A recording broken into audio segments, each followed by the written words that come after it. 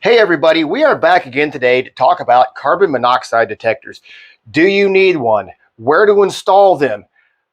And lastly, how to install them. Do you need one? The answer is probably yes if you live in the Midwest or the Northeast.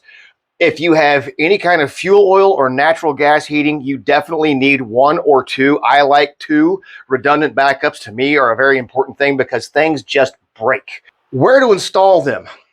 Again, with the redundant backup, I've got one we're going to put on the ceiling. I've already installed one down low near the floor level. I always put those on the level where the combustible gases are.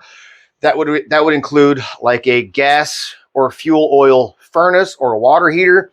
If your cooktop or oven is gas or fuel oil, you'd probably want one on that particular floor of the home or condo as well.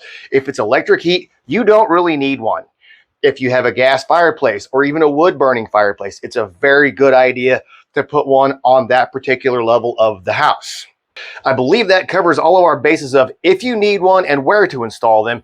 Let's get that installation underway. Let's go to work. First thing I'm going to do is install the batteries in the compartment. It comes pre-open like this with these little fingers right here. That way you can't install, you are not able to install that without installing the batteries. So let's get doing that first. What I'm going to do right now is I'm going to put the yellow ribbon down there. That makes it easier to get the batteries out when it's time to change them.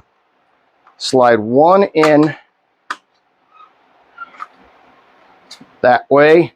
The other one goes in the other way because you can actually see where the negative is noted on that side. So we will slide that one down and lay that other little finger down, and we just got, there you go. That just activated it.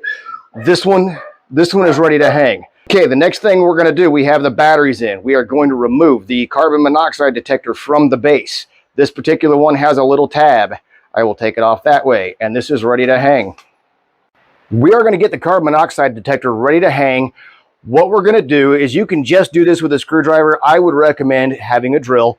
Got a pencil and the base for the carbon monoxide detector. I'm going to center it on the opening right in here because this is where I will get airflow that literally circulates through the whole house. So if something were to happen, it would come through here. I'll make a mark here and a mark here. I know which ones I'm going to use. This area and this area on this plate, just because it's further out. Personal preference, doesn't matter. You can use any of the pre-mounting holes on these. I've zoomed in on my marks. I got a drill bit that will match up with the drywall toggles. Get a hole drilled.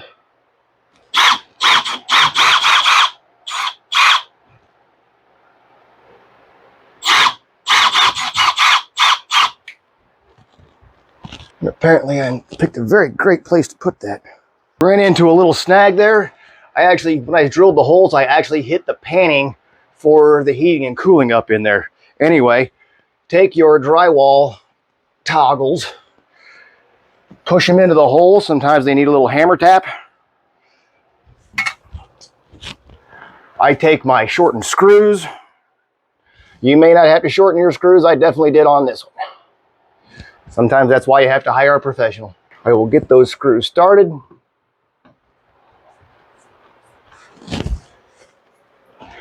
Line up the mounting plate the way I want it and snug those screws down.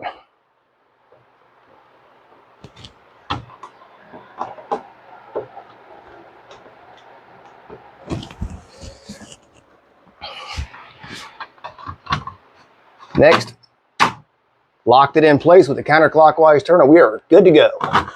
There you go. That should wrap up this installation. You can't see it, it's off camera now, but we got this thing put in. This one in particular is a smoke detector, carbon monoxide detector. It will actually speak to you. It is not interconnected with anything else or with any of the other devices, but this one is a standalone. I will put the links for this particular one down in the description. I like it, it's loud. If it were to go off in the middle of the night, we would hear it throughout the house. Thanks for watching. Hopefully this helps someone out. I believe these things are very, very important. If you have any ideas on things you'd like to see in the future, please ask down in the description. I will do the best I can to accommodate that because I do all kinds of little stuff. Please like and subscribe my little channel. It helps me out tremendously. If you have any ideas you'd like to see for future videos, please feel free to put that down in the comments. If you have questions about today's installation, put that down in the comments, and I'll do everything I can to try to help you out. Until next time, think outside the box and do something cool.